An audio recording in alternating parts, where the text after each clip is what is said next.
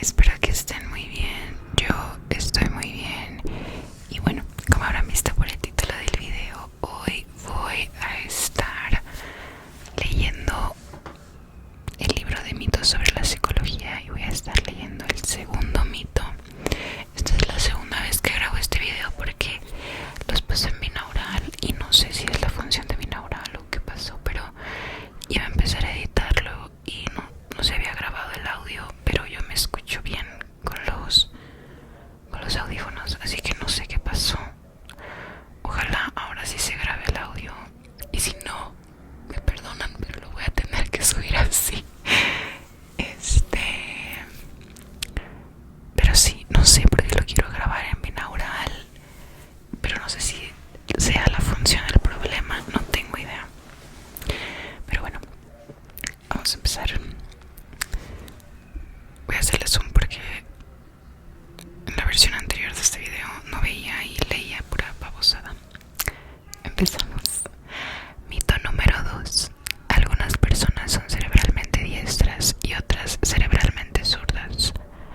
La próxima vez que alguien trate de venderle un libro u otro dispositivo para reforzar su supuestamente fofo hemisferio derecho, lleve la mano a su cartera, luego apriétela fuerte contra el pecho y eche a correr tan deprisa como pueda. Como otros mitos que aparecen en este libro, el que vamos a tratar ahora tiene una pizca de verdad, pero no es una pizca, es una pizca tan pequeña que resulta muy difícil de encontrar entre el montón de desinformación que sepulta. Son algunas personas cerebralmente diestras y otras cerebralmente zurdas. Hay pruebas de que los dos lados del cerebro, llamados hemisferios, difieren en sus funciones.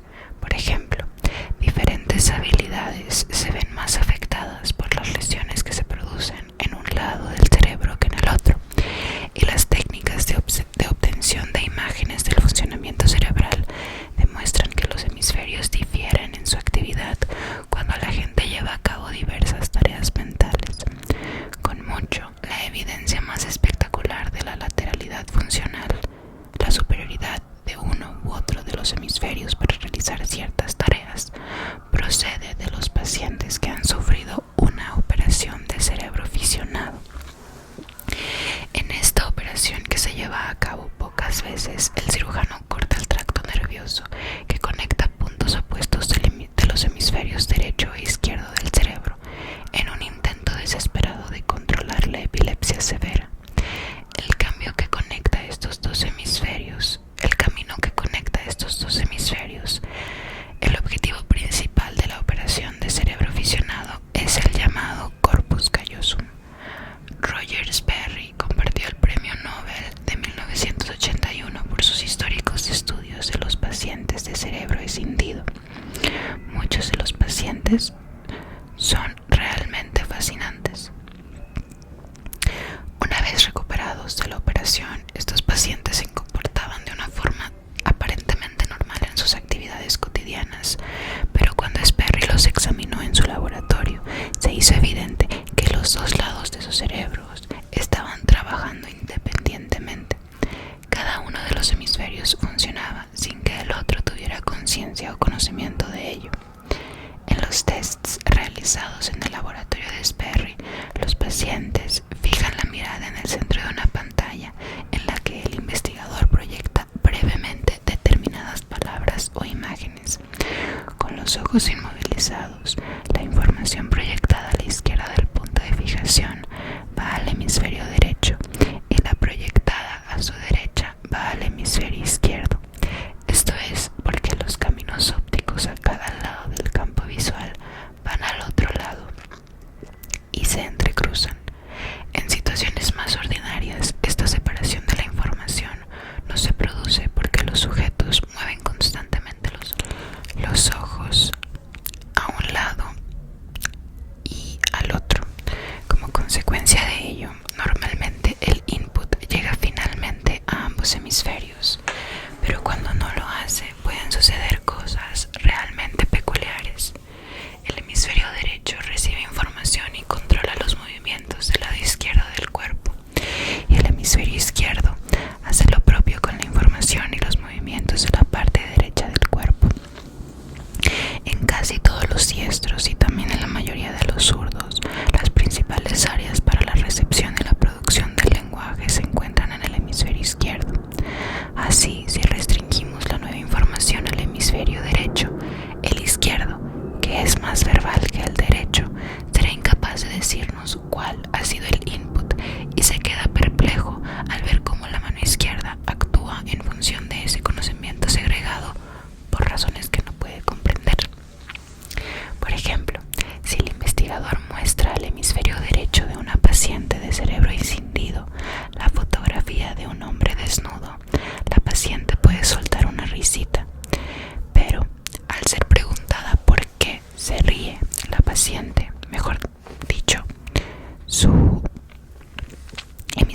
izquierdo no sabrá qué decir.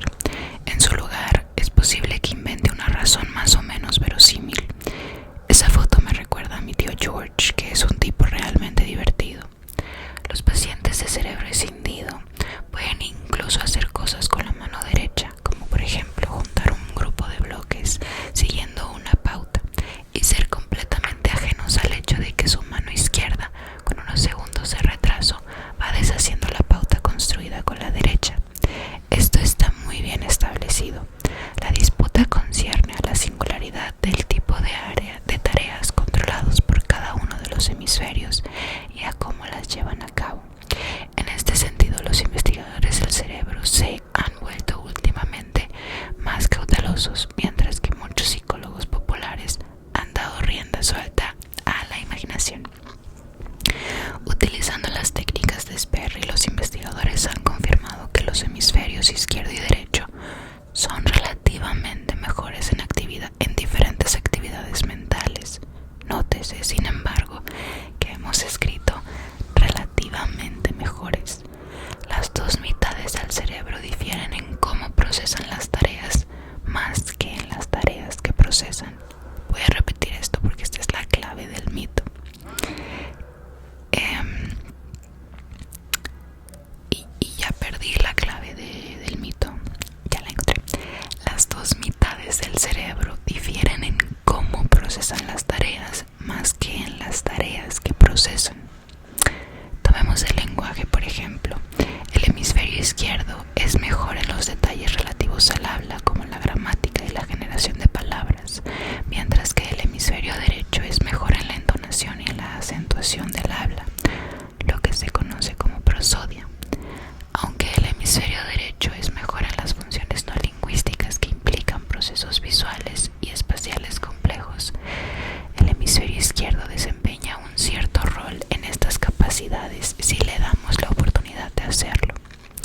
El hemisferio derecho es mejor cuando se ocupa del sentido general del espacio, mientras que las áreas correspondientes del hemisferio izquierdo se activan cuando la persona localiza objetos en lugares específicos.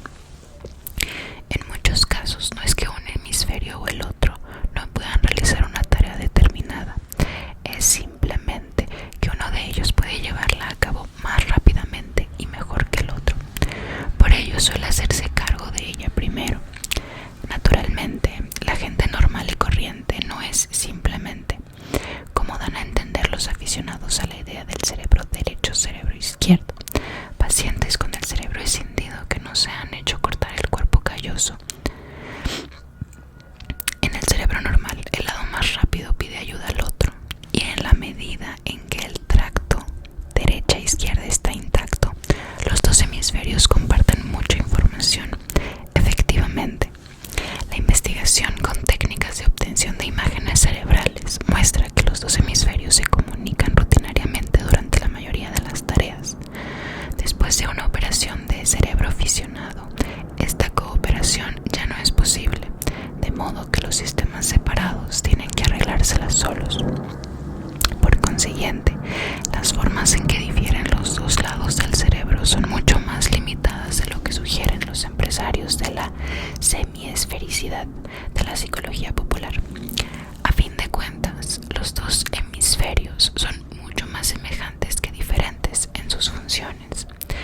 Los neurocientíficos modernos nunca han estado de acuerdo con muchos de los adiestradores de hemisferio New Age que afirman que los dos lados del cerebro albergan mentes totalmente diferentes que abordan el mundo de formas radicalmente diferentes, como si uno de ellos, el izquierdo, fuera una especie de contable y el otro, el derecho, un auténtico maestro zen. Robert Ornstein fue uno de los que fomentó la idea de utilizar diferentes maneras de explotar nuestros creativos cerebros derechos frente a nuestros intelectuales cerebros izquierdos. En su libro de 1997 titulado The Right Mind, Making Sense of the Hemispheres, además, docenas de programas pedagógicos y empresariales hacen hincapié en que, más importante que dar las respuestas correctas en los tests, es saber utilizar las habilidades creativas. Programas como el Applied Creativity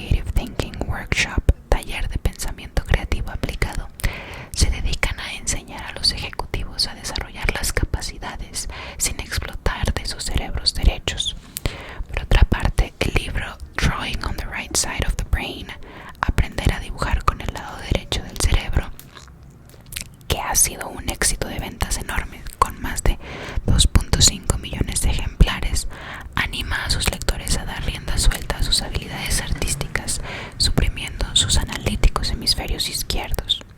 Incluso los humoristas se han subido al carro. Un chiste gráfico muestra a un estudiante, me encanta como en el libro, no me acuerdo de qué año es, pero es viejito, dice chiste gráfico en vez de meme. Muestra a un estudiante con una papeleta de examen en la mano en la que está escrita la palabra suspenso y que le dice a su profesor: no es justo que me haya cateado porque pienso con el cerebro derecho. El deseo que manifiestan los psicólogos populares de atribuir todas las habilidades mentales únicamente al hemisferio izquierdo o al derecho probablemente tiene más que ver con la política, con los valores sociales o los intereses comerciales que con la ciencia. Sus detractores han bautizado este punto de vista extremo con el nombre de dicotomanía, debido a la tendencia que tienen los psicólogos populares a dicotomizar las funciones de los dos hemisferios.